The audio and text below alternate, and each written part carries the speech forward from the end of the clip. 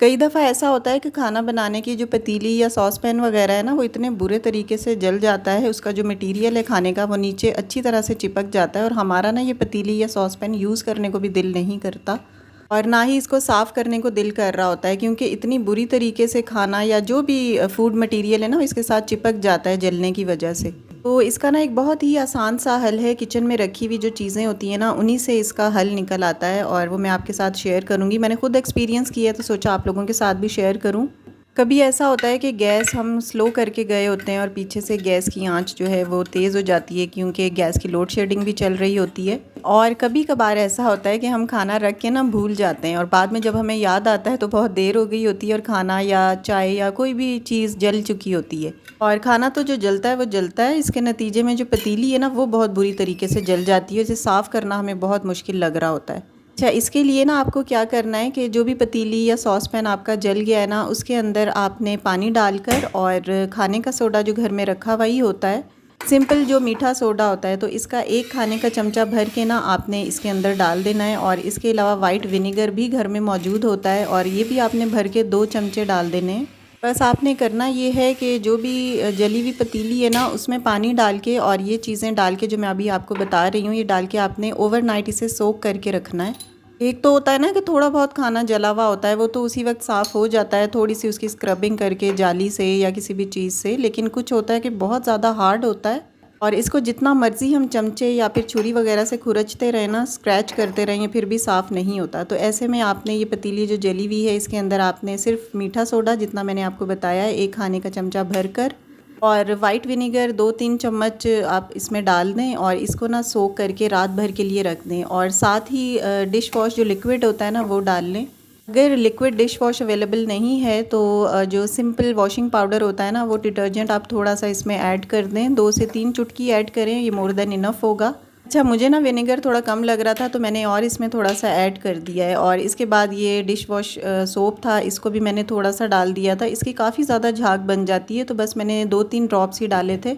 और प्रेफरेबली आप इसमें हॉट वाटर यूज़ करें और नहीं भी करना तो आप सिंपल पानी इसमें रख दें। मैंने तो सिंपल पानी में इसे सोक करके ना थोड़ी देर के लिए बल्कि ओवरनाइट रख दिया था और फिर नेक्स्ट डे अब इसका रिज़ल्ट मैं आपको दिखाती हूँ। अच्छा, नेक्स्ट डे जब मैंने इसे चम्मच की मदद से स्क्रैच करके देखा ना, तो ये आराम से स्क्रैच हो रहा था, तो बस मैंने स्लोली इसे स्क्रैच करती गई। पहले दिन तो ये बिल्कुल हिल नहीं रहा था जगह से ना, बहुत ज़्यादा हार्ड थे इसके स्टेन्स।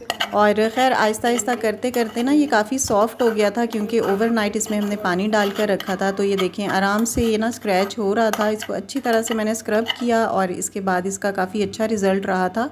और एंड पे ना मैंने इसके अंदर थोड़ा सा पानी गर्म डाल के वापस इसे 10 मिनट के लिए रख दिया था और उतनी देर में मैं बाकी काम करने लग गई थी। तो रिज़ल्ट इसका मैं आपको दिखाती हूँ कि किस तरह पतीली बिल्कुल चमक गई थी और नई जैसी हो गई थी।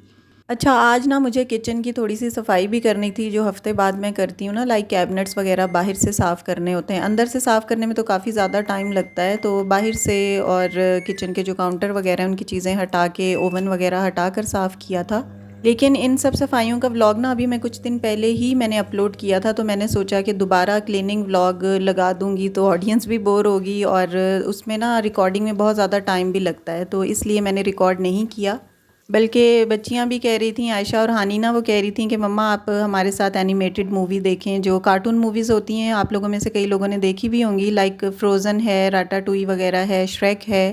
तो मैंने कहा कि नहीं बेटा, मेरे पास तो बिल्कुल भी टाइम नहीं है, क्योंकि इसमें टाइम ज़ाहिर है बैठकर मूवी देखना, और इतना ज़्यादा टाइम तो औरतों के पास बहुत ही कम होता है, ख़ास करके वो ख़वातीन जिन्होंने सारे काम खुद करने होते हैं, कुकिंग और क्लीनिंग वगैरह के भी।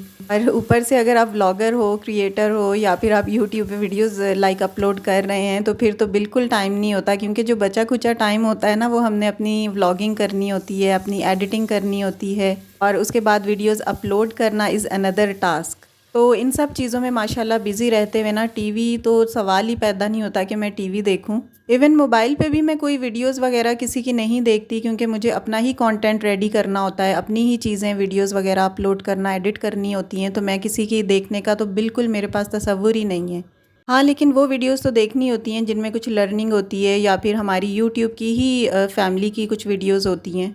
और इस वैसे भी मैं ड्रामा वगैरह और टीवी बिल्कुल ऐसे फ़ारिग होकर देखना तो मैं शुरू से ही नहीं देखती थी। हाँ, अगर कभी देखती भी हूँ ना ड्रामा तो साथ-साथ सब्ज़ी वगैरह काटती हूँ या ऑयलिंग बच्चों के या अपने करती रहती हूँ। यानी कोई ना कोई काम करते हुए टीवी देखती हूँ, फ़ारिग तो बिल्कुल नहीं देखा जाता। क्योंकि ये बिल्कुल एक किस्म का वेस्टेज ऑफ टाइम है। इससे बेहतर ये है कि आप किसी व्लॉगर की वीडियो, कोई लर्निंग वीडियो, कोई मोटिवेटेड वीडियो, मोटिवेशन के लिए जो होती हैं मोटिवेशनल वीडियोज़ वो आप देख लें। और फिर स्पेशली वो मदर्स जो बच्चों को ट्यूशन भी खुद करवाती हैं, स्कूल का काम खुद करवाना होता है और सिपारा भी खुद पढ़ाती हैं, उनके लिए तो बहुत ही ज़्यादा मुश्किल होता है क्योंकि ट्यूशन या फिर होमवर्क करवाना काफ़ी टाइम टेकिंग होता है और सारे सब्जेक्ट्स को पढ़ाना, फिर जब उससे फ़ारिग हो जाओ तो फिर सिपारे की तरफ आना, कोई ना कोई सूरतें बच्चों को याद करवाती हूँ मैं। तो ऑफ़ कोर्स इन सब चीज़ों में टाइम लगता है, हमारे पास टाइम होगा तो हम बच्चों को पढ़ा पाएंगे। तो एनी हाउ यहाँ पर ना मैं माश की दाल बना रही थी। बच्चियों को ज़्यादातर दालें पसंद हैं और सब्ज़ियाँ वगैरह, तो यहाँ पर मैं माश की दाल बना रही हूँ। और सब्ज़ियों में जस्ट भिंडी ही बच्चे खाते हैं, बाकी सब्ज़ियाँ तो इतनी नहीं खा रहे होते। बस ज़बरदस्ती अगर खिलाओ तो फिर खाते हैं। अच्छा, माश की दाल ना मैंने पहले बॉईल करके रख ली थी और इसका जो मसाला है ये भी मैंने ग्राइंड किया था क्योंकि इसमें मुझे ग्राइंड किया हुआ मसाला ज़रा ज़्यादा अच्छा लगता है। वैसे भी माश की दाल अच्छी बन जाती है विदाउट ग्राइंडिंग। अगर आप मसाला नहीं भी ग्राइंड कर रहे हैं ना, प्याज को बारीक बारीक और टमाटर को आपने बारीक चॉप किया हुआ है, तब भी काफ़ी अच्छा बन जाता है इसका मसाला। लेकिन मैं बस जब कभी टाइम होता है ना मेरे पास तो फिर मैं प्रेफरेबली इसको ज़रा ग्राइंड कर लेती हूँ, और कभी ऐसा होता है कि जल्दी में होती हूँ तो फिर नहीं भी ग्राइंड करती, उस तरह भी काफ़ी अच्छी बन जाती है। ये वाली दाल खड़ी खड़ी होती है। तो दाल यहाँ पर मेरी अल्हम्दुलिल्लाह रेडी हो गई थी और हरा धनिया मेरे पास नहीं था, बस मिर्चें मैंने काट कर ना बारीक बारीक इसके ऊपर डाल दी थी क्योंकि मुझे ना मिर्चें थोड़ी सी तेज़ अच्छी लगती हैं, लेकिन घर पे सब हल्की मिर्चें खाते हैं तो फिर मैं अपने लिए और आयशा के लिए ना थोड़ी सी इसमें इस तरह से काट कर ग्रीन मिर्चें डाल लेती हूँ। तो इससे थोड़ा ये है कि स्पाइस अगर आपने बढ़ाना है तो आप ये साथ खा सकते हैं। तो खाना यहाँ पर रेडी हो गया था और साथ मैंने रोटियां बना ली थी। फ़ौरन फ़ौरन ही मैं साथ की साथ ही बनाती हूँ क्योंकि पड़ी रहती हैं ना जब, तो वो थोड़ी सी हार्ड हो जाती हैं तो फिर बच्चे थोड़ी सी मुश्किल से खाते हैं, इसलिए मैं ना फ़ौरन उसी वक्त बना लेती हूँ। और अब आते हैं अपनी पतीली की तरफ। इसको मैंने थोड़ा सा ना पानी डाल के सोक करने के लिए रख दिया था और बिल्कुल इसका मटेरियल जो जमा हुआ था वो सॉफ्ट हो गया था। खुरचने के बाद ना ये सही हो गया था। और अब मैंने इसको, जो जाली होती है नॉन नॉर्मल, उससे मैंने इसके बाकी जो इसका थोड़ा बहुत स्टेन्स रह गए थे वो मैंने सोप से अच्छी तरह से इसे खुरच के साफ़ कर दिया था और ये बिल्कुल नई जैसी हो गई थी। और ये भी जो मेरी जल गई थी ना, इसमें मैंने एक्चुअली दूध पत्ती रखी हुई थी और हानी को ना नज़ला था तो उसके लिए मैं बना रही थी कुछ चीज़ें अंदर डाल के ना कावे वाली। और जब मैंने देखा तो आंच इसकी तेज़ हो गई थी, थोड़ी सी लोड शेडिंग है और हल्की आंच पे मैंने रखा था। आकर देखा तो आग उसकी तेज़ हुई हुई थी और सारा अंदर से ना वो जला हुआ था इसका मटीरियल। तो खैर मुझे बहुत दुख हुआ और इसके बाद ना मैं काफ़ी केयर करती हूँ कि जब आके ना बार बार देखती रहती हूँ। मैं एक्चुअली नमाज़ पढ़ने लग गई थी और आकर देखा तो पतीली का जो है ना वो इस तरह से सारा बेड़ा गर्क हुआ हुआ था। खैर यहाँ पर ना थोड़ी मेहनत करने के बाद और मैंने पतीली को वापस पहले जैसा नया कर दिया था। अच्छा, इस चीज़ से ना मुझे एक एक्सपीरियंस हो गया है कि जब भी हल्की आंच पे कुछ रखा हो ना और अगर स्पेशली लोड शेडिंग हो तो आकर ना बंदे को बार बार चेक करना चाहिए कि कहीं गैस तेज़ हो जाए। और गैस हो भी काफ़ी तेज़ गई थी ना, तो इसलिए मेरे साथ ये मसला हो गया। तो खैर अल्लाह का शुक्र है वापस पतीली साफ़ हो गई है, वरना अगर नई लेनी पड़ जाती तो आपको पता है कि कितनी ज़्यादा एक्सपेंसिव है। और इस तरह के सॉस पैन की प्राइस जो है ना वो 1500 से 2000 के दरमियान है। तो अभी तो अगर ये जल जाती या कोई मसला हो जाता इसके साथ तो मैं ये नया लेने वाली फ़िलहाल नहीं थी। आजकल हल्की फुल्की बारिशें भी हो रही हैं तो मैंने सोचा कि सोने से पहले ना कपड़े भी अंदर ले आऊं, कि इतने ज़्यादा सूखे हुए नहीं थे लेकिन फिर भी मैंने सोचा अंदर फैला देती हूँ कि ये ना हो बारिश हो जाए और ये ज़्यादा गीले हो जाएं।